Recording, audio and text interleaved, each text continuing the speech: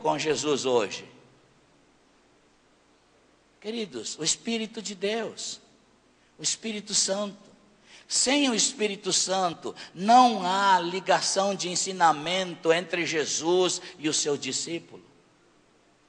Vou dizer de novo, sem o Espírito Santo, não haverá um relacionamento de ensinamento entre Jesus e o seu discípulo. Você pode encher a sua mente de coisas de Deus, mas você não crescerá no Espírito, porque o elo entre Jesus e você, o jugo, aquilo que vai transmitir o conhecimento hoje, se chama o Espírito Santo de Deus. Aleluias!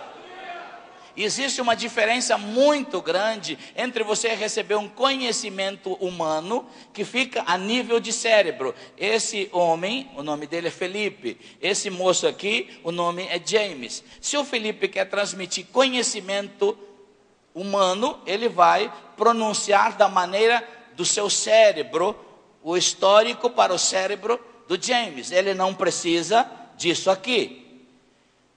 Ele tem a sua voz, o seu conhecimento, o James tem a sua alma, a sua capacidade de entender isso. Mas nas coisas espirituais, não tem como. O que liga Jesus ao seu discípulo é o Espírito de Deus. É isso que Jesus está dizendo. Se Jesus quer transmitir, quem acredita que Jesus foi um vencedor aqui na terra? Ele não perdeu uma, ganhou todas. Vocês querem, Jesus vai o que? Transmitir o que? Ele quer transmitir esse tipo de vida para vocês, porque ele disse, se eu faço as obras que eu fiz, vocês podem fazer muito mais, aleluias. Quando o Espírito Santo vier, ele não vai falar de si mesmo, porque ele é Deus, ele não precisa. Ele vai falar das coisas que hão de acontecer com vocês, o que vocês são em Cristo. Vocês receberão não conhecimento, mas revelação de Deus. Glória a Jesus. O jugo era a maneira de transmitir conhecimento. E se esse, no caso voltando aos animais, se esse boi novo não fosse querer obedecer, o jugo era tão forte que por onde esse boi fosse, aquele ia de arrasto, mesmo que a cabeça dele não quisesse, o seu corpo estava ligado por um jugo. É isso que Jesus está dizendo a Pedro. Um tempo você pode ir por onde você quiser, porque não tinha uma ligação do Espírito Santo. Havia uma ligação visível de Pedro com Jesus. Então Pedro podia seguir Jesus aonde ele queria. E vocês notem que quando a coisa era boa, Pedro seguia Jesus. Caminha um pouco aí, Jesus. Aí Jesus, quando vai para a cruz, Pedro fala, aí a coisa apertou. Aí eu já não sigo mais Jesus. Aí chegou alguém e disse, mas você é um discípulo dele. Uma mulher falou, eu? De jeito nenhum. Mas eu vi você lá na igreja, agora você está aqui na boate, mas lá na igreja você não me viu. Pedro seguiu Jesus enquanto era interessante para ele, mas a promessa era que quando viesse o Espírito Santo, aleluias, então haveria uma condição e um elo de seguir, de que esse aqui transmitiria o conhecimento para esse aqui, então ele ia ser liderado não mais pela sua vontade, mas pela vontade do Espírito Santo. Obrigado, queridos. Agora, qual é o grande interesse e a paixão de Jesus? É que você aprenda, aleluias, tomai sobre vós, tomai sobre vocês o quê? O Espírito Santo.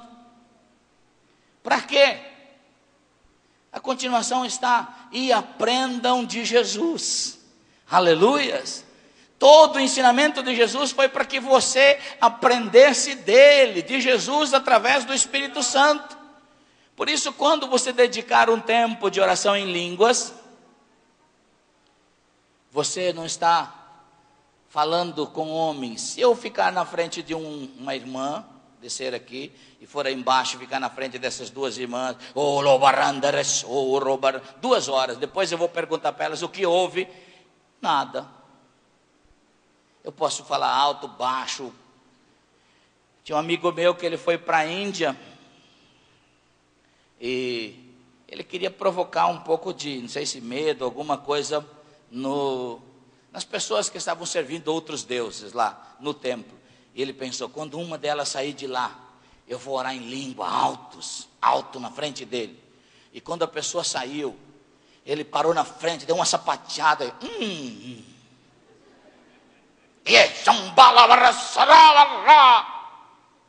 Aí ele terminou de orar em língua e falou, você aceita Jesus? A pessoa falou, eu aceito Jesus, o Buda, o Maomé, quem você quiser. Irmão, depois de você ameaçar dar um soco, fazer aquela cara feia, a pessoa aceita tudo mesmo.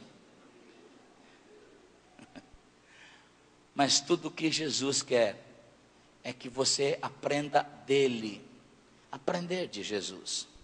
Eu estava vindo de uma pregação no Japão, alguns anos atrás, e quem é pregador e viaja bastante sabe o que representa uma passagem às vezes de primeira classe. Não é o valor, é a condição de você deitar, espichar os pés, porque você acaba viajando e ficando 30, 40 horas dentro de aviões, e isso não é 1 hora, 30, 40 horas dentro de aviões, vai inchando o pé, porque a circulação do sangue não é a mesma, de oxigênio dentro do avião não é a mesma, então o corpo funciona com um pouco de disfunções. Então quando a gente ganha uma passagem de primeira classe, a gente fica tão feliz, né? Vou espichado, dormindo, volto dormindo. E eu estava no Japão 12 dias, depois de uma série de conferências num lugar, no outro. Eu estava tão cansado, nós chegamos a fazer 5 reuniões num dia, começamos às 8 da manhã, e lá é o contrário daqui, quando aqui está todo mundo dormindo, lá está acordado, você chega defasado com 12 horas, 12 horas, isso mesmo. Aí, eu estava até sem raciocínio quando eu terminei a campanha. Um culto começou 8 da manhã, terminou quase 3 da manhã a última reunião. E é interessante que eu cheguei na reunião, falei para o pastor na estrada, olha, não vai ter ninguém, o povo já foi embora, vamos para casa, vamos. Ele falou, não, o povo está lá esperando. Chegamos lá, gente, eu parecia que eu tinha que ser arrastado. E o pastor, e aquele povo estava animadão, pensando que a gente estava vindo do céu, sendo abanado pelos anjos nas últimas horas. Aí eu falei, Deus faz um milagre. Deus fez um milagre. Mas quando eu fui embora, eu estava tão cansado que eu só pensava naquela cama lá da primeira classe. Se você cansa muito, é muito cansado, pode rolar, tem até uma guarda, né, do lado.